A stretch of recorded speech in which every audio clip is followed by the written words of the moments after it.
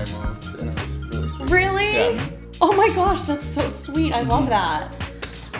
Okay, well, we're rolling. All right, let's do it. Justin LaRocca Hansen. Hello. Let's chat. Let's chat. Thank you so much for having me down here. You got it. Thanks for coming. Honestly, like, I don't get out. I Yeah. don't get out much. I don't ever leave the South Shore. I literally Yeah. like took a picture of the Sagamore Bridge as I was going over so I could later be like, I did look, it. everyone. Yeah, I made it. I've not been like this my whole life. I don't know if this is just like the phase of life I'm in. I'm pretty extroverted and like I like going places and stuff. But yeah, like now I'm happy to just be in my little community and like not ever leave. Right? Yeah, What's so happening? I don't know.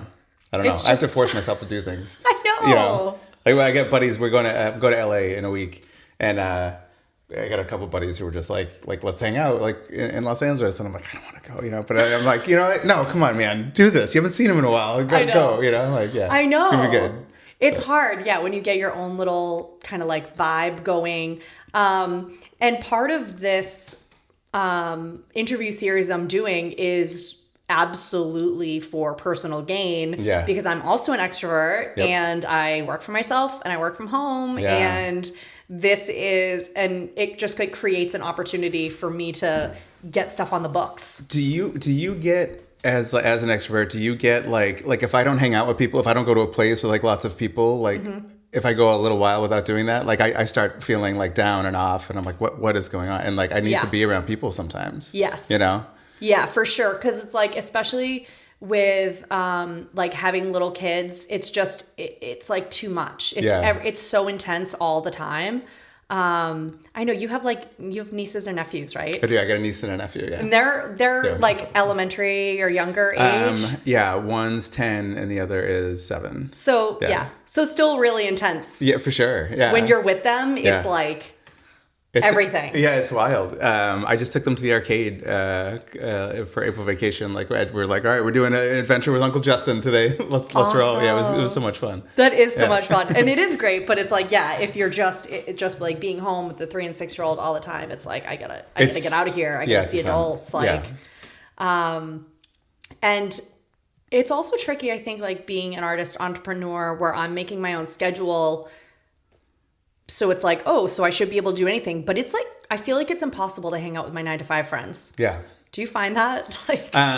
Yeah, it's super, because especially in the spring and summer, I'm working on the weekends a lot, you know? So like Tuesday is a great day to hang out, you know? And like, they're like, no, I'm not trying to do anything on a Tuesday, you know? Like, right? You know, so yeah, absolutely. I know. Luckily we have a lot of people like working for themselves around here, like, you know, a bunch of them. And so we all have we make our own schedules. Nice. Yeah, it works out. Well, to sort of like set the scene, this is your wonderful studio with your beautiful art. Thank you. We are, I don't know, where are we? We're just over the bridge. We're just over the Bourne Bridge. We're in Katomet. Katomet. It's a little village in Bourne. Not a lot of people know about it. It's kind of tucked away, and it's a really beautiful harbor over here, and it's just this gorgeous, almost untouched like spot in the Cape, although people are finding it now, but it's stunning. It's awesome, right? Yeah, it's driving great. in. I'm just like, what is this adorable? Like going by these beautiful little floral fields and this thing. I even wrote this down on my note. There's like a meadow I went by, a really cute little ice cream shop, the Katomet Gateway Trails. Yeah. What is that all about? There's what's it called? The Baxendale Conservation Trust, Bourne Conservation Trust, I think. Yeah. They have a bunch of land and a bunch of trails and stuff that folks can like take their dogs for a walk, and they have some on beaches and stuff. It's really cool. It's so cute down here. It's lovely. Yeah, and so it's very inspiring. It just like fuels like it's easy for like landscape painters, you know, like right. Yeah. There's always something nice, and it just again feeds the reason there being no reason to go out and do anything. Well, right. Yeah. Everything I need to do, especially during, like, I fish a lot. So, like, during fishing season, I'm like, I just want to go fishing, you know? I know. Yeah. And there's all your inspiration. Yes, for the actual fish. And, like, especially going out early in the morning, there's so much, like, good landscape reference, you know, like the water's still and it's foggy sometimes. It's lovely. So cool. And this actual building you're in, when you told me you're in the post office, I immediately was like, my family is from generations of postal workers. That's so Like, it is cool. honestly a huge source of pride for my family. Like, Yeah. my dad raised us as a postal employee for Brockton, and my uncle was there. I have grandparents there. Yeah. And it's like, it's a job you have to work really hard at, and Yep. that was something that was like sort of baked into us, like growing up. You know, it's like you get out, you do the thing, Yeah. rain, sleet, or snow, Right. whatever. Yeah, it's in the creed. It is. But like when I realized you were at a post office, and it's the cutest post office. It's very sweet. So it's like a post office, and attached, it looks like a series of artist studios in here. Yeah, so this is an art center here. So it's like a main gallery, and it's kind of separated into two parts, like this part of the building, and then there's another part of the building there. And there's, let's see, 3 on this side and 2. So there's 5 studios total in the building. Right now, I think we have 3 working artists. And then another space is used for meditation space and stuff like that. It's really cool. So cool. And it looks like a little gallery space in the common area. That's right. Yeah. So they'll have show. So, you know, once upon a time, like this was a pretty thriving thing. And, you know, the owner takes care of her wonderful mother, who's like over 100 and just like crushing it. Like she's Amazing. just like, she's awesome. Yeah. She like called me because I wished her happy birthday on her 100th birthday. And she called me to thank me for being at her birthday party. It was the sweetest thing. And I missed it, but she left a message, and I'm like, I'm keeping this message Yes. forever. You know? Yeah, you need to save it in multiple locations. Yeah, right. Protect that. And so she hasn't been able to like run classes like she likes to do and stuff like that. So, but now we've got a couple artists in here, and we're all starting to run some things, and it's starting to like have a little bit more life again. And yeah, it's exciting. love it. Yeah, right. So how did you get a space in here? One of the artists who was here before, I think, moved out, and Andrea York, who owns the place, hit me up and told me she's like, "There's a space open if you want to do it." And I was working in my basement, like in the back room of my garage, and and there's just so many spiders down there. That's been my life the past couple of days, cleaning out my basement studio. Yeah, you're telling me about it. I was like, oh, I feel you. I know exactly what that is, because I had to clean all that out, move it out to here, and like I found a salamander, like a big one. Yeah, it was pretty cool. All right. Yeah. More reference material. Yeah, exactly right. I'm gonna keep you.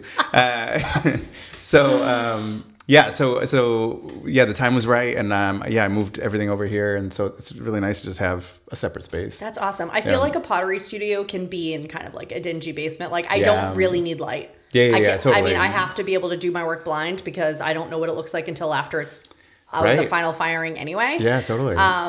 So I really don't need good light. I really don't need it to be clean. But you're making watercolor primarily. Right. This is all watercolor? Are you doing like gouache, acrylic? It's all watercolor. Okay. Every once in a while, I might need to add a little gouache, something like that, but it'd be very little. I have like a comic, graphic novel background and stuff. So I worked with inks a lot. So I have some older work that is ink and watercolor, but now I'm primarily just watercolor. So cool. Yeah. I love this. Okay, so, and to also reset and just like the purpose of what I'm doing of this, it's not just self-serving, although I guess it kind of is in this next aspect as well. But that's okay. I'm getting out, I'm hanging out with my art friends, I'm connecting, I'm hearing people's stories, but as a community arts educator, I am going out with clients of all ages and all abilities, and I am trying to empower them to recognize their own innate creativity, which is a belief that I have. Like, if anyone ever tells me that I don't have a creative bone in my body, it's like, I really have to bite my tongue if it's not the right time and place. But like, yes, you are. Right. Maybe in a different way. Maybe you're not going to do it with a pen and paper, but so one of the reasons I started this is because I've been saying that so much, and people I can tell they still don't really believe me. Yeah. And so I'm like, okay, I'm going to create a database with lots of conversations about people about, how they got going, what their path was. And a couple things are really interesting to me, like early exposure. That's really interesting to me about like creativity. When you were younger, what was your first memories? But then also something that I was thinking about when I drove here is like, it's sort of an interesting career in the sense that like you can't really get jobs as an independent contractor until you're an expert. So what do you do until then? Like as an artist, you're developing craft. It's like, that's why people start as a side hustle. And you're practicing. I was a sign painter at Trader Joe's. I worked in fine art framing. Like you do all these different things, but it's like I'm coming up on 40 and I'm just getting into the place where I'm like actually making my own salary. Yeah, totally. That's awesome. Yeah. Congratulations. That's great. It's a big step. Yeah. It is. Yeah, it's huge. It's small, but it's like, okay. Yeah, right. We got a rhythm I can here. survive doing this. Yeah, right. Like I'm actually an expert. I have things I can teach people. Yep. And so anyway, all of this interests me with you. I don't even know where to begin. Yeah. I'm not necessarily going chronological. Yeah, okay. But you are also, I would say, a community arts educator. I see you doing education out in the community. Yeah. You're teaching kids. You do stuff with adults. I do. Yeah, I do like paint and sip classes with adults. And we'll also do drink and draws in here where we hire a figure model and just, draw a whole bunch of different poses and stuff. And it's great. That's awesome. Yeah, and are you going around during the drink and draws? Are you offering guidance to people who come? So that one is more of just like a session, but I do end up, because we have so many beginners, I will end up, bouncing around and just like giving some tips and things like that. And like the whole thing is like, we want people to be comfortable and nobody should be judging themselves, compared to anybody else, or we're playing, right? We're just having fun, and there's nothing bad or wrong here. It's impossible to mess anything up. Right. Yeah. I love that. Yeah.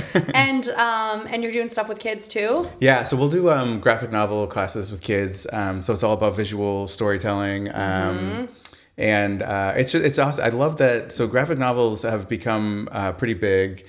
And I like, because I grew up reading comic books, at a time where they were kind of, not kind of frowned upon a little bit sometimes. My parents were very cool about it. They understood that I had a passion for it and stuff. And so they, I wasn't throwing them out when I wasn't looking or anything like that. Reading is reading. Exactly right. And the cool thing about graphic novels is you're developing visual literacy as well, and understanding how these characters are moving through time, and there's just so much to graphic novels, and so it's really fun to just kind of share that passion with kids, and they already they're super into it, and so it's great just figuring out story structure and just seeing the amazing characters that they come up with, and so cool. It's really fun. Yeah. Do you do one-off classes, or is it like a series that you'll do with them? I generally do like I do one-off classes. That's usually at at a school or something like that, where I'll do a school visit and do like a presentation. Cool. I have one on Monday. Actually, it's a Zoom one, but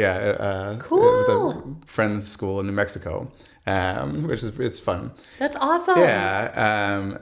But otherwise it's like 6 classes, which is nice because I have like chapters and we can like go through the process of creating characters and talk about setting and panel progression and stuff like that, Panel progression, is that sort of like, I remember learning a little bit about graphic novels in college, and is it in relation to like how you kind of block things out to get the viewer to read the story at the right pace? It's all of that. It's moving. Panel progression is like moving from one box to the next box, right? And understanding the beats that you're going to let your reader go through. But like what's so cool is with graphic novels is there's a partnership with you and the reader, right? There's this great example in Scott McCloud's book called Understanding Comics, and it shows like somebody being chased by a guy with an axe, right? And then the next panel is just like the city and then just letters of the person screaming, right? Yeah. Now, we didn't see that person like get hit with the axe, like the reader does that. The reader brings that axe down. The reader, creates the sound of the axe hitting that, right? So so there's this wonderful partnership between the artist and the writer and the reader. So it's figuring all that stuff out too. Wow. Yeah, it's really fun. That's so interesting. And it's like when you're creating it, you must almost have to be like so present with yourself. Yeah. And realize what it is, the work that your brain just automatically did, and be like, okay, so I probably don't need to put that in. Yeah, exactly right. Yeah. Like figuring out where you can like slow things down and where you can like speed things up too. Yeah. So it's endless fun. So fun. So tell me more about your history with graphic novels. You've written and published. Yes. So I lived in New York. I moved to New York City in 2005 with the goal of writing, not writing actually, illustrating children's books. And I was getting a lot of feedback. We're like, yeah, we like your work, and if we find a story that we think will fit, then we'll give you a call. But then you're just waiting for a phone call forever. So I was like, I'm gonna start writing more, because I always had ideas and stuff. And I wrote a story called Monster Hunter. And then it eventually got picked up by a publishing company, and and then after that I had like a graphic novel, like a trilogy in my head, and it was just like the ideas were just flowing easily, and I was like, this is awesome, like I have this story in my head, and then that one got published by Penguin, which is really cool. Amazing. Yeah, that's so exciting. So are these things people can buy from like wherever their local books so they came out a while ago. It's more like, so you could, I think, have your local bookstore order the books, or you can find them on Amazon. So they came out in like 2012 to 2016 is when they were coming out. And then the pandemic kind of like messed a lot of things up with that, because a lot of publishing companies kind of started to pull back and stuff. So, so I don't know, there won't be like another printing or anything like that, but the ones that are out there are out there, which is cool. Okay. So grab them up. Get them up. Yeah. Right? Yeah, for sure. Yeah. That's so exciting. What a huge accomplishment. Like, Thanks. when things were actually going to print and now you're working with an editor, right? Like sending things back and forth. What a wild experience. Did you have anything to prepare you for working with a publishing company in your history prior to that? Not really. No, it was, it was all new to me. But I enjoyed the process. I enjoyed the experience of like working with people, especially they would come up with, some really good ideas and stuff. And, cool. So it's fun because that's the one thing, like working by yourself, and you probably see this too. It can be a little isolating, right? Like I envy people who are in bands, like the collaboration and stuff, so like I don't normally get to collaborate with people, in my work. So that was really fun to do that. Yeah. Oh my gosh, that's so cool. Okay, which brings me to the collaborative work we've done together through Creative Pathways and the Sketchbook Project. Yep. Thank you so much for your contributions. Yeah, you got it. Yeah. It's huge. It's so fun. I was just doodling in the one that I have now from you.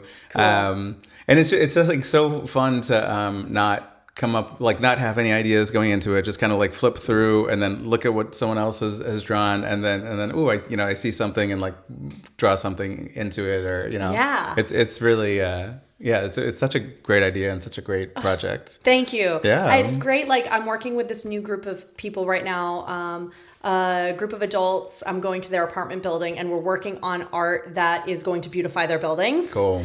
And so we're bringing in all influence from their home culture and making these large scale pieces with collage materials pulled from the sketchbooks.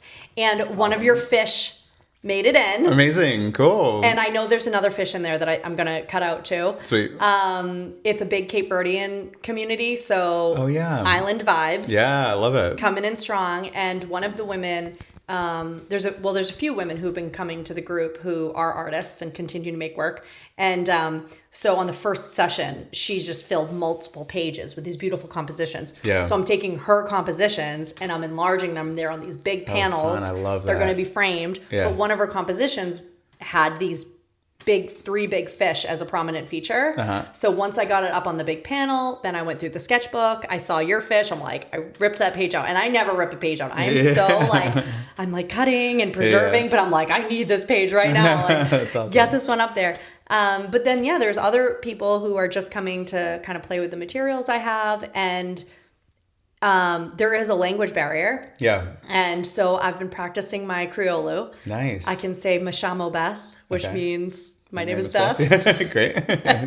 And then there's some Portuguese overlay too. So like, obrigado. And, but I'll show them. I'll be like, okay, take a marker and just scribble. And then next page on top of someone else's drawing, scribble. Yeah. And kind of like trying to show like, okay, see this page here, and I've brought up yours, which the sketchbook that you contributed to that I have back already, I titled Spaceship. Nice. Because you had the spaceship, the crash landing. Yep. And it's really cool for people to see like, okay, there's this page with just, I think it was like my 2-year-old had done like big green scribbles, and then you did like this beautiful little illustration of this person in a spacesuit kind of like coming out and exploring through the scribbles. Yeah. Which is proof to show like, look, your scribbles are genuinely vital. Yeah, right. So it's not just like, oh yeah, all ages and abilities can do this. It's actually vital that I have all ages and abilities doing it. Totally. It just opens that up. That's how, I love that. Because that's like, it's those scribbles, like that was part of it. Like that space person wouldn't be there without those scribbles, right? I chose that like specifically because like it worked, Oh my gosh. Yeah. So much fun. So I've been starting to document them too. Cool. So people can go to my website and go to find the sketchbook project and the different sketchbooks I'm taking pictures of. That's awesome. So there's a bunch of your pictures up there. Sweet. And, it's really interesting to see how it's evolving. I can't wait I got more sketchbooks in my truck. Great. I have, swap them up I was for going to you. ask you if you wanted, I have a bunch of, like when I'm painting, I just have, like scrap paper that I put swatches like of color on. I don't know if you would like some of those things for collage because all right, sweet. I got a bunch. Yeah. Absolutely. Because now what I'm doing is when I start cutting out the sketchbooks, I have these bags that I'm categorizing. So I'll have like a bag of ocean stuff, flower stuff, grass stuff, whatever. So now when we're working on larger collages or whatever, we can kind of pull from. Nice. So those could go right directly into those. Cool. Awesome. Love it. Such a tangent, but yeah, that's okay. I really appreciate your contribution. Yeah, thank you. To the project. I'm excited to be a part of it. Thank you for inviting me. Yeah. It's super fun. Yeah. So before you moved to New York, did you study art in college? Did you go to college? Yeah. I went to Ringling School of Art and Design in Sarasota, Florida. Yeah. And I was actually a computer animation major because at the time, like, Toy Story was coming out, and it was like, because it was like, like, oh, you can't make money in the arts and stuff like that. But then, like, there was like a 2-year period where like a computer animator was like so well paid, before like everybody learned how to do it.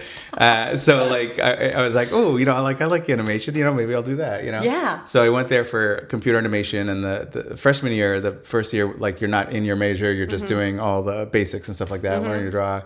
And I was like, I don't want to be in front of a computer, like I don't want to do this.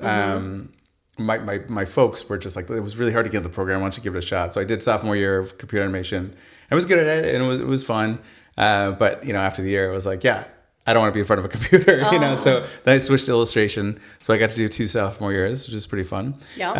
And then that was great. And then and then the idea was to do children's publishing and graphic novels and stuff like that, and which I did. But then then I started feeling more like doing fine art stuff. I just started falling in love with painting again, like, the craft of watercolor painting. Because like the thing with, comics and graphic novels, you have to like stick with the style. You have to make everybody look exactly the same. So there's a little less room to grow. And so just like painting landscapes and, whatever I wanted, sea creatures and stuff. Yeah. I really just like felt like I was like improving again at painting. And that was really fun and interesting to me. So that's where I am now. I love that. So you're in Florida, you're in New York City, but I know the first time I met you, you told me that you spent a lot of time around this area as a kid. Yeah. So it's cool that you've sort of landed here, and then the style of work you make is the style of work I would assume people are wanting to buy around here. Yeah. So, so far so good. Landscapes especially. And just like nautical themes, people want those like coastal vibes in their home, and that's kind of what I do. And I'm very like, I want to be on the water all the time. So it's great. That works. Yeah. It's like when it actually, you're making what you want. Yep. in a creative economy that is about that. I mean, perfect landing. Yeah, thanks. Yeah, yeah, way to go. So when did you move to the Cape from New York? 2021, I think. So we retreated here during COVID. Okay. Yeah, it was just New York was wild during COVID. It was just like everything that made. I love that city, but like everything that makes that city amazing was like taken away during COVID, right? Like you couldn't go to restaurants and bars, and like you couldn't mix it up with people and stuff. And so yeah, we were just like let's go. We went and stayed with the fam and stuff, and then it was like the first time that we were here and not just having fun, we were working here, and that's where I was really started. I was like, I'm like seeing all these beautiful like sunrises, every day. I'm gonna start painting landscapes again, and so that's when I kind of started really leaning into that. And then so 2020 we realized we could work it, we could make it work. So we did. I was like, but I'm not getting kicked out of New York. I gotta finish on my own terms. So we went back to New York for one more year. Okay. And then moved here in 2021. Yeah. Cool. So you had a little test run out here. Exactly. That's what it was. Yeah. That's really cool. It was good. Yeah. Yeah. New York must have changed so much during that period because so many people were leaving. And if you weren't leaving, you had to be hunkered down. It was like a particularly scary place to be. Yeah. From what I remember. Yeah, they were like burying people in Central Park and stuff like that. It was like they like ran out of room to like, it was like, it was very apocalyptic. It was, but at the, like there were some beautiful moments too. They were like at 7:00 every day, people would clap for the nurses and doctors and stuff. And like you would step outside and just hear the entire neighborhood clapping for people. It was really cool. Oh my God, I'm jealous. Yeah. It was amazing. But yeah, it was obviously it was a big change. Yeah. So did a lot of people from your community move out during that time? A bunch did. What's funny? So it was also, I think I was like kind of getting to the age where my friends too were like, we were slowing down a little bit, like 20s, early 30s, like New York's the best, let's stay out till 8:00 in the morning. Like now it's 9:30. It's time for bed. Exactly. We're more like the Boston closing time. Right. It's like everything's shut by 1. Closes at midnight. Perfect. Yeah. That's awesome. So we had a couple of friends who had already left actually, and so people were kind of trickling out, like in my group of friends. But yeah, a few people did leave, and it was kind of a mass exodus. But there's still a few people there, so we get to go visit and see friends. Yeah, that's awesome. And I know I feel like hopefully things are starting to build back up there again. Such a big change for everywhere. But like, I mean, I was in the suburbs throughout the entire thing, so it was like it wasn't a huge. I mean, there were aspects of it, but I also had little babies at that time. Yeah, totally. So I was kind of like already hunkering down. Right. Yeah. Right. It's like, I would have been here anyway. I was like in the burbs, not hanging out with anyone. Right. Anyway, so that worked. Yeah. Well, it's great that you made it out here. Yeah.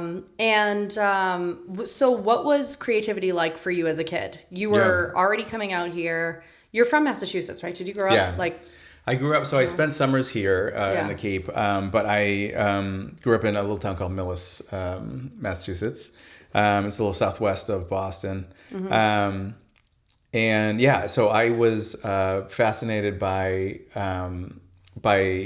picture books and then comics and movies too, especially things with like characters and creatures. I watched one of your videos. You were talking about your love of large puppets, and so like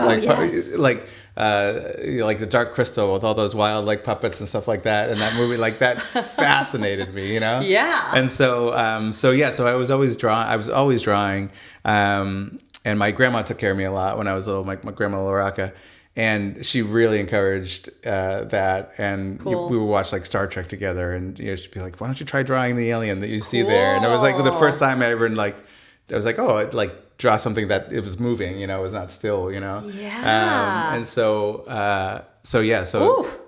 What a great drawing prompt. Yeah, it was awesome. Yeah, it was great. Just draw the aliens. It was super fun. She an artist? So she was good actually, but she drew for fun sometimes, but she never really developed it or try to do anything with it, but she could draw. Yeah. If she put the time in, yeah, she would have been great. Yeah. I know. I find that from a lot of people in my family too. Like I always hear stories about how my grandfather drew a lot and my dad still will just like bust out a sketch. I grew up with my mom always quilting, always made all of our costumes for Halloween and clothes even. She always did it for herself. My grandmother crocheted. I had an aunt who was a painter. Yeah. I don't know that any of them called themselves artists though. Really? Like it was when I was in college in art school and I remember walking around the halls with my mom sometime and being like, Mom, like you are also an artist, and having that moment. She's like, oh, well, I'm a nurse and da-da. I was like, no, like what you're doing, because she's the beautiful compositions she's selecting, figuring out the patterns and the colors. I mean, her quilts are absolutely stylistically tied to her. She has always go for these like deep, vibrant colors. Like honestly, like this palette of these fish with like the brights, like the deep, like high chroma quality. So it's like such a privilege to be able to pursue it. Yeah. And knowing that, again, everyone's creative, but like how are you able to express it? How are you able to pursue it? When I went to college, I wanted to just be a studio major, but my parents were like, that's not a thing. Yeah, right. Which it is. Yeah, right. I now know it is. Yeah. But, mailman and nurse, they were like, no, you need to be in education. And that worked out really good. So that was always like a nice scaffolding for me to actually find work. Yeah. So like what types of jobs have you had over time to sort of like keep yourself going and financially sound while pursuing the arts? So when I first got to New York, I was like, how do I put myself in a place where I could be found? And I found that Scholastic had a bookstore at the bottom of their headquarters, right? So I applied to get a job at the Scholastic bookstore. Perfect. Like hoping that I would meet one of the employees and be able to be like, oh, I'm an illustrator, and like hand my portfolio over. Yes. And like that worked. I got in the door, and they didn't end up publishing my book, but like it was like that I got in and I got to show people stuff, and it went through a couple rounds of things, and then whatever. Oh, actually, that one didn't go through because that was a 2008 recession, and so so they were like going through it, and then like we're pausing on any new authors. Yeah, so I got laid off from my fine art framing job in 2008. Really? Yeah. It was another just huge upheaval. Yeah. But that one was fun. Like, so that evolved into, it was like working at that store. And then they also did like birthday parties and stuff like that. Cool. And so it was like a high end, so I got to meet a whole bunch of like celebrities, like having like their kid's birthday party at the place. It was super fun. And so that was like the first couple of years in New York. And then, I started missing. So like right out of college, I got a job as an aide for a young man in high school at Foxborough High School, and I really enjoyed like the education and stuff. So I found a teaching job at a preschool. So I was and I worked there for like the next like 13 years you teaching. Did? Oh yeah, teaching. You were a preschool teacher for 13 years? For 13 years, yeah. Yeah.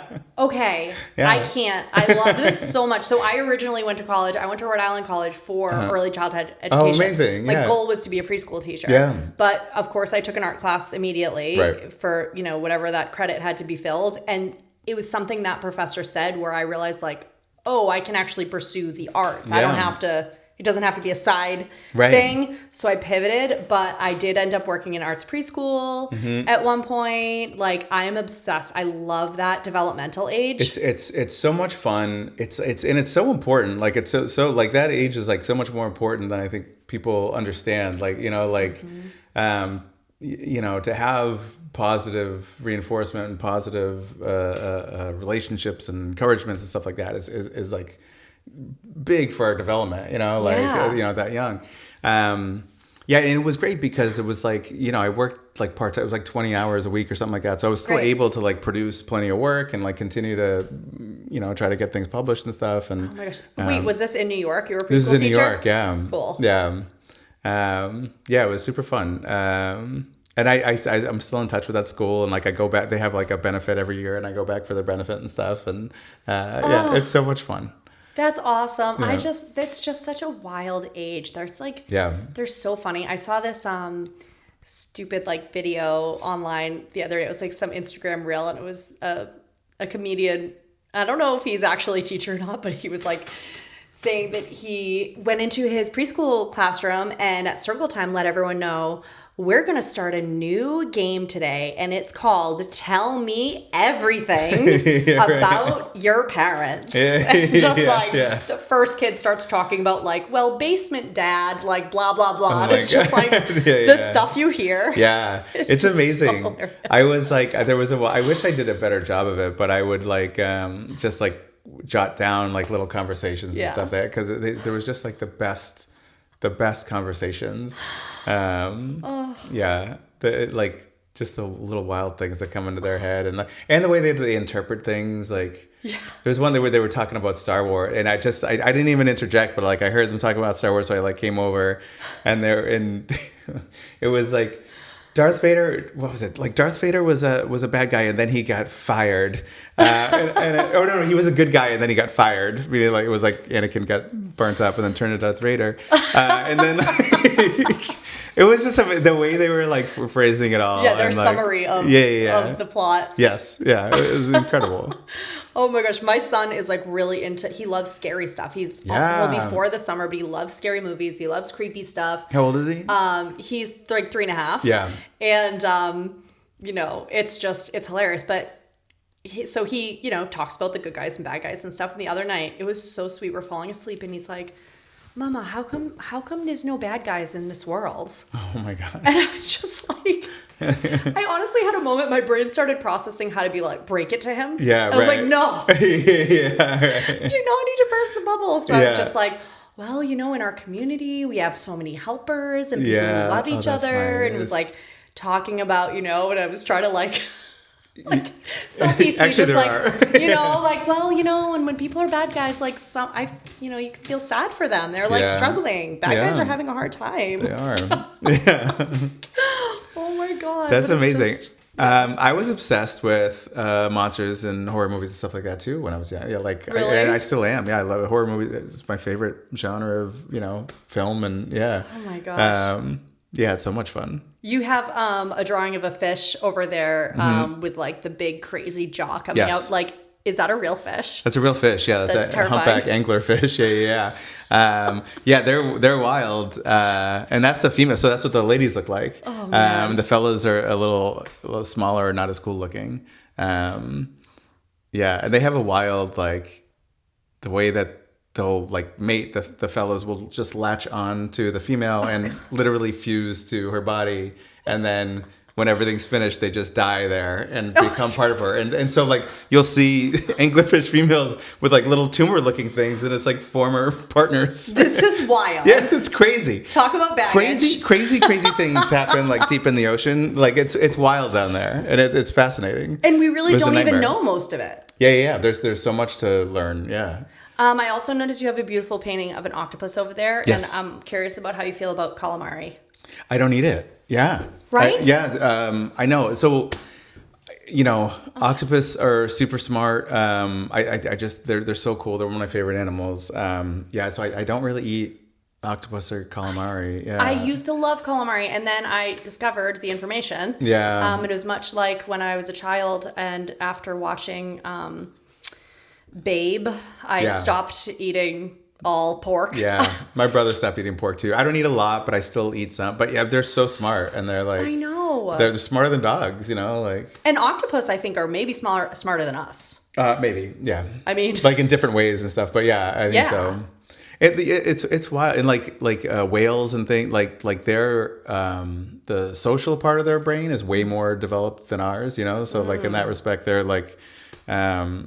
They feel so much more, I think, deeply than their family units are so strong and stuff. It's really neat. It's so wild. Do you find yourself going on like rabbit holes of just researching? Yeah. I mean, because it's your subject matter in your art. So, your work looks like it could be in like a science magazine or something. Everything looks very accurate. Yeah. Is that something you've ever considered? I bet you could publish in like science. Maybe. Yeah. So like I do want to capture everything true, to the animal, but also want to inject it with, mood and story. So I mean, that's the goal, but yeah, I haven't, I've had a few like conservation groups and stuff like that, like, want to collaborate and stuff like that. But yeah, we'll see. It's just fun. It's just like another door that might, Totally. It's like, I think about these things sometimes, like just planting lots of seeds. I'm just like putting lots of things out there, and then whatever comes, Right. Yeah, totally.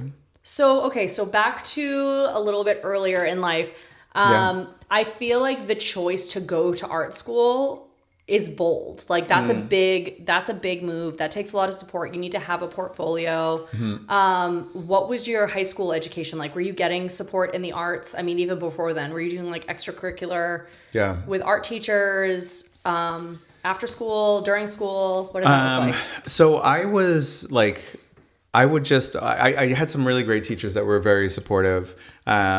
Miss Caro, God love her, in third grade, she told my mom, like, he's constantly drawing and like he's like drawing dirty things, but like he is getting his work done. And I'm hesitant to discourage him, to ask him to stop, because what if he does something with it, like, so it was like, here we are. Yeah, right. Here we are. Yeah.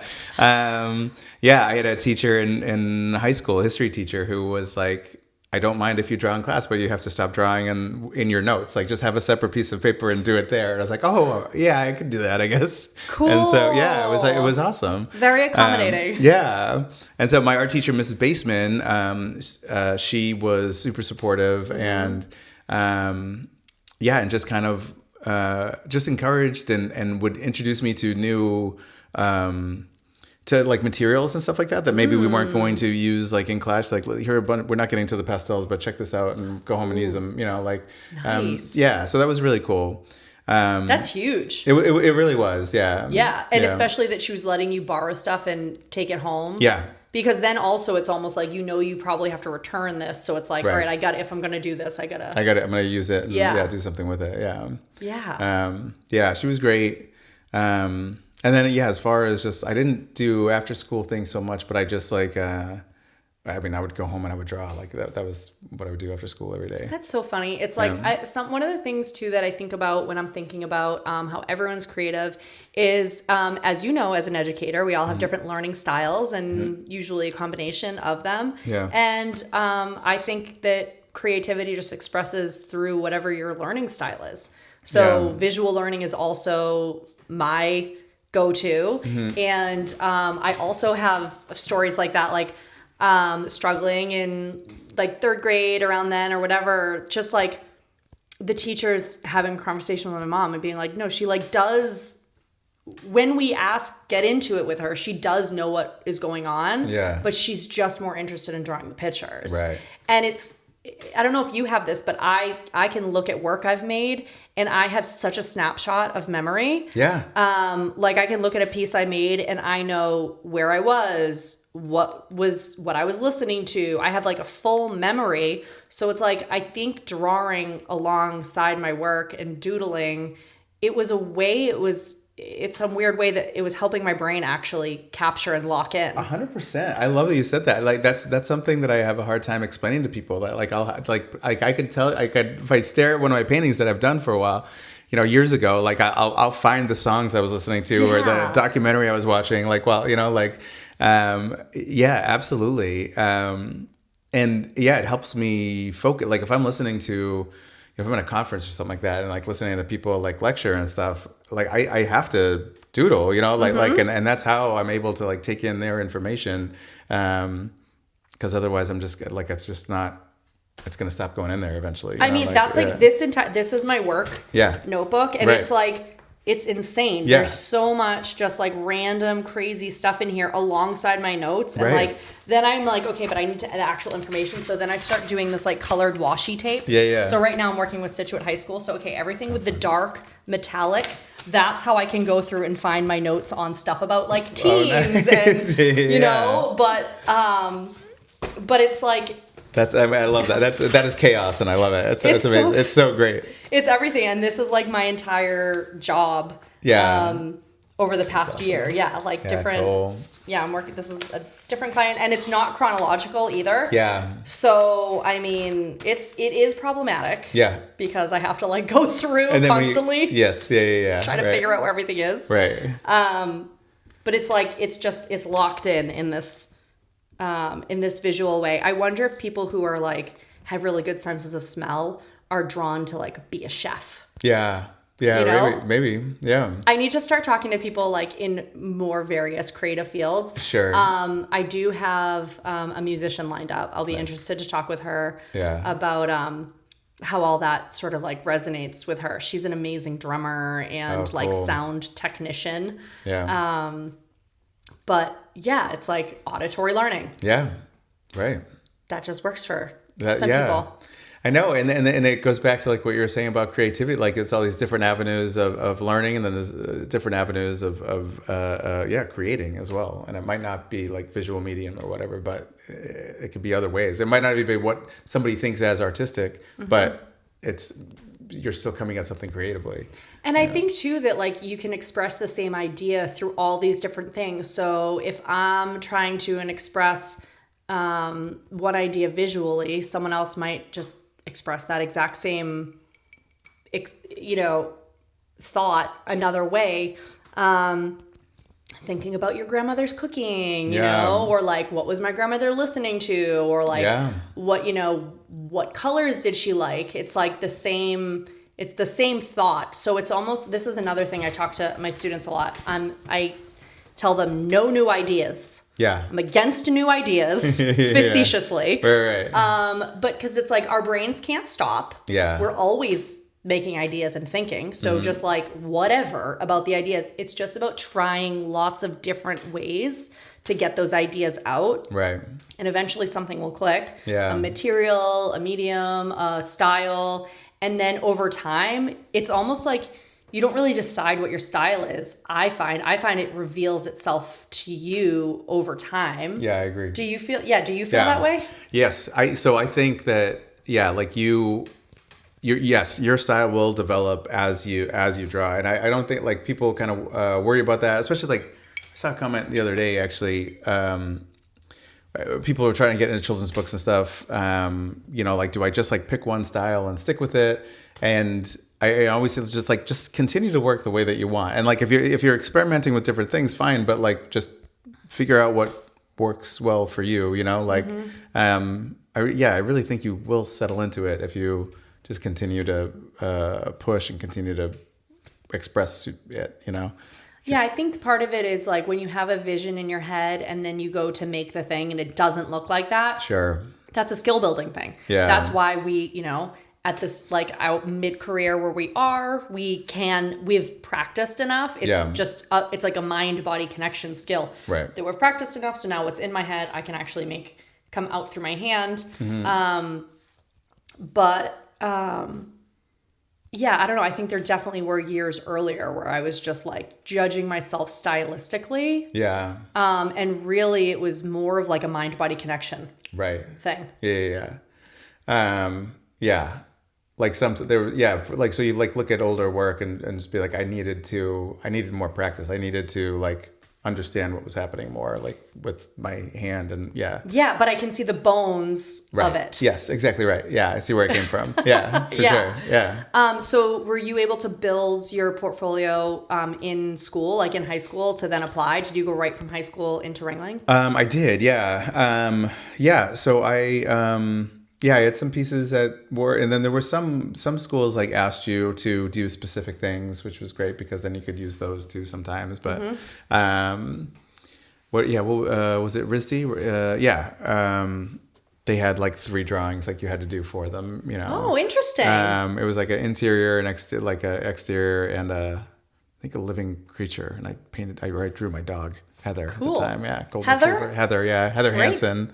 Yeah, that was her name. That was her name when we adopted her. She was 4, but she was the best. But just seems to make sense for a golden retriever. Yeah, right? Yeah. And she was super chill and just like, she was awesome. Yeah, I miss that dog. I had like a mix of like comic stuff, and then I had to like because that was all I was working on then. So like I had to kind of go outside my comfort zone and like do some landscapes and do some like a couple oil paintings and stuff, which I hadn't even really touched until I painted 1 or 2 oil paintings like before college, you know. Wow. Yeah. That's a whole thing. Yeah. Yeah, that was like that first class, like oil painting class, was just like, well, I remember what Bob Ross did. I guess I'm gonna try to do happy little trees, you know. Like, just don't splat the paintbrush everywhere like he did, because I'm pretty sure that killed him. Yeah, right. Yeah, right. Yeah. Chill with the toxins in the air. I know. Oh my God. Was it Van Gogh? Right, he would like lick his brushes too, and they had like all those chemicals in them and stuff, and helped with his. Just want to be one with the work. Yeah, right. Yeah. Right? Yeah. Watercolor, you're a lot safer. Pottery, I do have the clay dust to contend with. Oh yeah. Do you have to have a filter? Do you have something like an air purifier? Well, yes. You open a window? I do. No, I open a window, and I do have like a dehumidifier with a filter, but I probably don't change it enough. Yeah. Or mop enough. Right. Being, again, like working on my own, like in a community studio, it's your like spick and span. Right. Everything is super tidy, but like I'm walking away from my wheel and it is splattered. It's not good. Right. But I'm currently changing my studio space out a bit. So I'm planning on, I've like just raw cement floor. So I'm hoping I can seal things so I can be able to mop stuff down. Sweet. Yeah, you have lovely, nice wooden floors in here. Yeah, and a couple workspaces. So watercolor, are you working both flat and up on an easel? For the most part, I'm working flat because I do large washes. I do a lot of washes, a lot of layering, and then I get tighter and start doing like so I work wet on wet for the most part. And then as we get later into the painting, I start doing, you know, like all these little details and stuff like that. And like, you know, these lines are drier, right? So at that point, I can put it up and work vertically. And I have to like step back a lot. And I like to step back a lot, turn the painting upside down and just figure out what it needs, you know, just look at it at a different angle so that you can see things you might miss the way that it is. Yeah. And like I have to now that I'm a little older, I have to change up my posture, like because I would always just be like leaning over and painting. And I remember working on the books and just being like, man, my back is like holding up, like this is awesome. And then like a day later, I literally fell to the ground. I dropped, just it went out. No. But yeah, it was like every time I like have that thought, like, oh, I'm doing good. Like it's my body telling me like this is about to break down. Like you need to address it. So like now whenever I have a positive thought about like my body holding up to something, like, all right, I get to do some stretches. Get here. to the gym. Right. Yeah. Maintain. Oh my gosh. Yeah. I know. Yeah. I got like with my youngest, he was, he needed a lot of cuddling and holding for like a year. So my body kind of like atrophied into this position. And I remember like trying to come like after he was like good, just starting to like move my body back into a normal shape. Yeah. That's when I started pulling my muscles and everything. Right. So I started getting like a better gym practice with doing like heavy lifting regularly. Cool. And that was so helpful, especially with pottery where I'm like lifting really heavy things in tight spaces. Yeah. Those weird twists and turns and lifting. Right. But yeah, it's funny. It's like you can get away with it for a certain period of time. Right. But and then things start breaking down and needs a lot more maintenance. I know. Yeah. I love the work you do with the big washes. Thanks.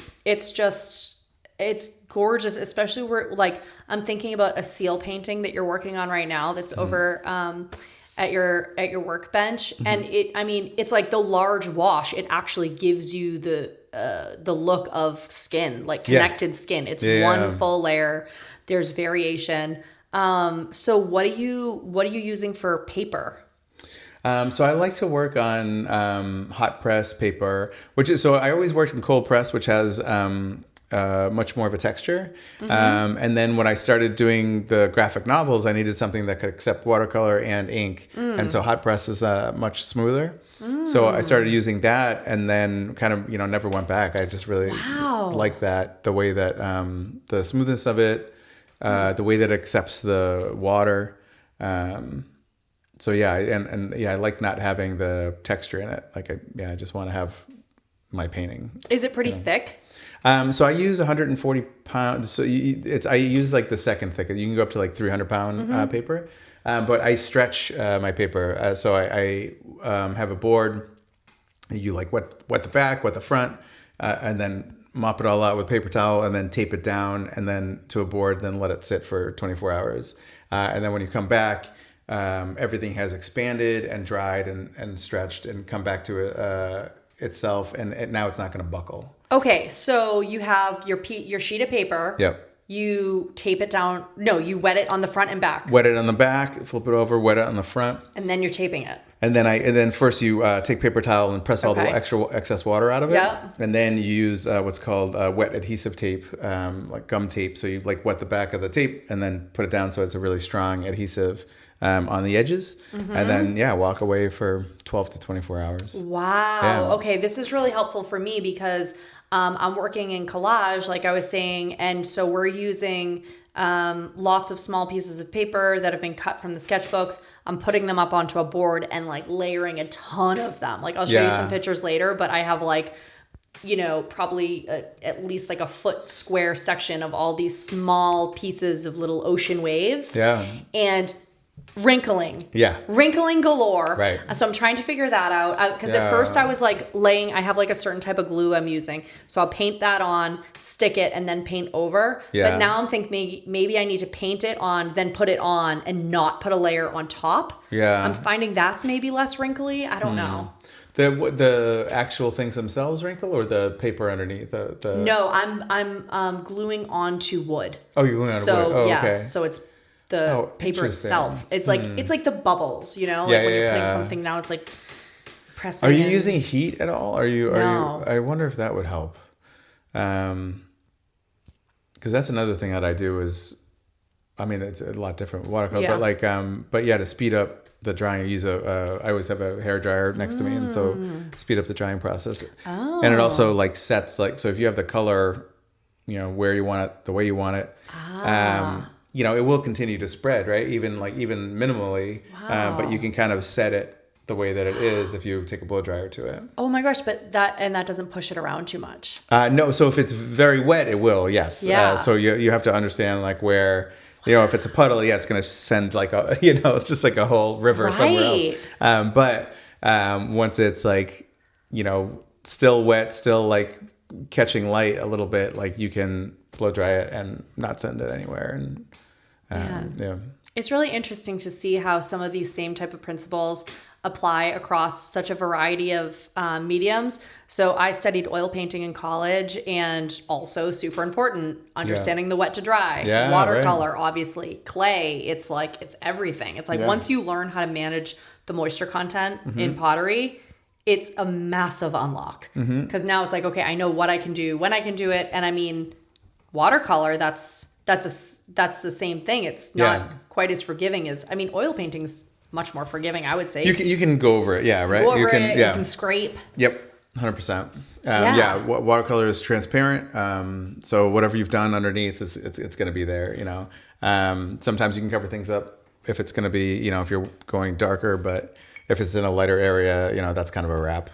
So do you feel like when you're making stuff, things inevitably go away, maybe you didn't envision, or something unexpected happens? Do you just try to work that in, or how often are you like moving on, just okay, I'm starting over? I usually am able to make everything work. The ones that it will be like when I like dip my hand in paint and didn't know it, and then press it like in an area that's supposed to be like really light, and it's like, well, that's clearly like a side of a handprint, so I can't do this, so Send that that to me for collage. Yeah, you got it. Yeah. But for the most part, I make everything work. I don't like, so watercolor is fun. Like you can like have like, it's unpredictable. Like you can have like kind of happy accidents. It has that really cool look. Personally, I am at I do, the watercolor does what I want it to, I'm at a spot where I know how it's going to behave, and it looks the way that I want it to look. And I've worked a long time to make that happen, so exactly. It's practice. It's all practice. Yes. Yeah. 100%. Trying to figure out what works, what doesn't work. Yeah. So you do a lot of shows, you go out, sell your work, set up a whole display. Yeah.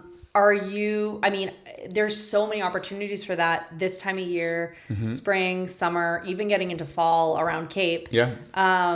So where are you setting up? Do you have any main places that you're going to regularly? Yeah, so I have a whole list of events of shows that's on my site. Oh, great. What's your website? It's justinlaroccahansen.com. Yeah, it's Love just my it. whole name. Yeah. That's great. Yeah, it works. Yeah. That's a good name. Thank you. But I'm in Brewster a couple times a year. Falmouth Arts Alive is a really fun one. And yeah, but I have like 15 shows coming up, so like I'll be all over the place. Yeah. And I just got in, so I just got into a gallery in Provincetown, actually. Yay! Yeah, the Greg Salvatore Gallery. And so I will, I'll be having work there. Congratulations! Cool. Thank you very much. Yeah, it's so nice to have a place where you can just like drop off your work, yeah, totally, and then let them do the magic, and not. I mean, it's great being able to sell your work in person, and interact, but yes, yeah. And just like down Cape, like, like it's always, like where you are is closer to me than like Provincetown is. Yeah. It feels like, because you don't have to cross a bridge, it feels like Provincetown is closer. It's not. It's a solid hour and a half, like without traffic, Oh my gosh. It's a long time to get there. Yeah. So we get to set work out over there, and yeah. Oh, that's so great. Are you driving out to deliver? Have you already done a batch? No, I'm going out on Wednesday actually to deliver some work. Yeah. So did they ask for certain pieces, or are you bringing a selection? So Greg's great. He actually came here to check out the studio and stuff, and cool. He picked out some pieces, and so I'm gonna bring those over. And, oh my gosh. Yeah. That's so great, because Provincetown is such a destination place. People go there year after year. Locals love it. People are traveling there, and people want to take something home to remind them of the vibe and the essence. And your work, is that. Thanks. Yeah. You're a local artist. Yep. You're doing work that inspires you locally. So I just feel like that's, very, very smart curator to have selected your work. Yeah, thanks. Yeah, that's great. Doing a good job. I'm excited to be out there, and like Provincetown is such an amazing place. It's like super old artist community. I think is it the oldest one in America? I don't know if that's true or not, but I believe it. It's old. I know that. Yeah, the Pilgrims started it. Yeah, something like that. Yeah. Or the natives, really, honestly. Right, I'm sure you can get native art unearthed down there. For sure. Yeah. So that's exciting. And then, so I'll be, I'm all up and down the Cape. Awesome. Yeah. Great. And do you sell work online as well for people? Yeah. Do you do prints? I do prints. Yeah. So the art fairs that I do I'm generally selling prints. Mm-hmm. And it's good. I have really high quality prints. I'm very, proud of them. And so they're accessible. People can, Great. have good quality work in their home, and yes. It's not going to fade, it'll hold up for 100 years or so. So yeah. I love that. Yeah. That's so great, because you make this one beautiful composition, and, obviously it's great to sell an original piece of artwork, but yeah, getting those nice prints made. Yeah. Are you photographing those yourself? I have a scanner, so I just scan them in. Yeah, scanners and watercolor works really well. Yeah. And then some of these originals take me 3 weeks to do, right? Mm-hmm. So I can't sell them for $100. I that has to be more than that, Yes. So to pay for my time, right? So exactly. Yeah. Right. Yeah, that's the struggle, right? Yeah. Man, yeah, and it's a lot of work going out in person to sell the work, but to know that you can sell a few of the same composition. Yes, right. Yeah, exactly. You Man. Get some out of it. Yeah. I love it. Thanks. What else do you have coming up? I have, it's just a whole bunch of shows. I have a paint and sip night in Harwich at Reciprocity in Harwich, cool. in July. That's always fun. What types of paintings are you guys doing at those? It's usually landscapes. Yeah, Great. We'll do a watercolor landscape together, and I demo, and then they do the step. I demo a step, they do the step. I demo a step. Yeah. But this is not remember Paint Bar? How could you forget the paint bar thing where everyone would go and it's acrylic paintings? Oh, it's very simple. It's kind of like that, but it's not an acrylic. But I'm teaching watercolor. Exactly. Exactly right. Yeah, we're gonna be learning. Yeah. Isn't that wonderful? Yes, it is. It's great. It's so nice because I think people got the concept of those types of things, but then everyone was leaving with like these paintings. They're like, this is terrible. What am I going to do with this? Right. Yeah. Exactly. I was teaching those for a while. I was like on the road. I would go teach them at people's houses and different events and this and that. And my parents are #1 supporters. And one year as a joke, one of them like boxed up a bunch of the paintings they had done with me because like they couldn't really hang them. They were they didn't come out that good, and that was like the Yankee swap. Oh, really? At Christmas this year. That's very funny. Or that year. I know, it's so great. That's pretty good. But when you're actually going and really learning a technique, you're using watercolor. Yeah. These are pieces people can take away and actually gift. Yeah, people often. Yeah, I would say like 90% of the students are, pretty excited about it. Maybe 95%, but then there's always like, not always, but every once in a while, there's like 1 or 2 people who are just like, very critical of themselves and kind of, which is, it's tough. And I try to like explain at the beginning, like, and like we were saying earlier, like you can't mess up here. Like we're learning. Like it doesn't matter what the final product is going to look like. You've never done this before, so why would you be so good at it? Like you're still going to put something out that's really good, but it's still your first time, Yeah. So it's, I get a buddy who golfs a lot and he wants me to go out with him. And like, I don't golf and I know that I'll be bad at it because I don't golf, you know? So like, but that'll be okay because I'll just be going to have fun, Yeah. Keep your expectations realistic. My bestie and sister-in-law and pottery friend Caleb, I almost said Caleb Rayleigh, but Kayla Gilmore now. She married my brother. I watched that video. That was cool. Yeah. So you heard her, like her great thing she was saying about how like, okay, legit, like logically you understand what I'm telling you to do as an art teacher, right? But like your hand doesn't. Yeah, exactly right. You know, so give your hand a break. Right. Yeah. It's still kind of getting looped in there. Yeah. Right. That's awesome. What about like teaching in here? Do you have more classes coming up in this area? Yeah, I'm working on. We're in the middle of a graphic novel session right now with the kids. Then we'll be doing a summer one as well. Cool. And I want to get another.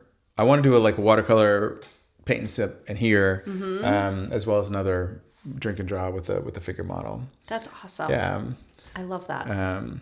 We have. So I did drink and draw stuff in Brooklyn, and in the basement of a comic book shop, and they would have people come in dressed as like characters and stuff. So that's what I've been trying to do a little bit of that too. Yes. Yeah, it's really fun. Oh yes, make a costume. Yeah, we had Peter Pan in here one time. We had a cowgirl. We had So the one model that I'm talking to is like a cosplayer. So I'm excited for what they're gonna put together. Oh my gosh, I'm going to PAX this weekend. Are you really? I'll take some reference photos for you. Please, yeah, that'd be awesome. Yes. Yeah, super fun. It's so much fun. Yeah. My husband and a lot of his friends are like big into all the video games. So, nice. I mean, a lot of it is about just like going out in Boston and having fun and being with the friends, but like walking around that convention center.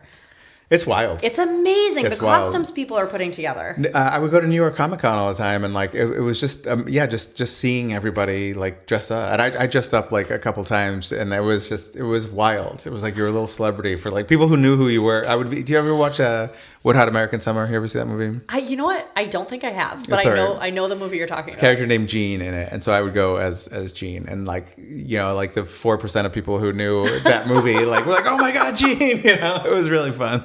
Oh my gosh, yeah. I'm really not in this whole like video game world. Yeah, so same. I almost don't know who any of the characters are, but I'm an artist and I respect what's happening here and I want a picture with you. Yes.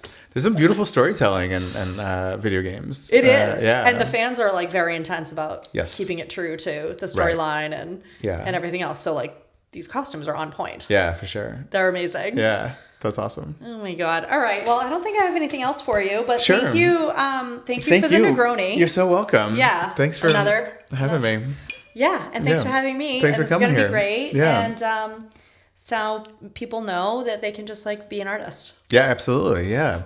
It takes a little. Just do it. Exactly right. Just dive in, and if you continue to do it, your skills will grow, and you'll be impressed with what you create.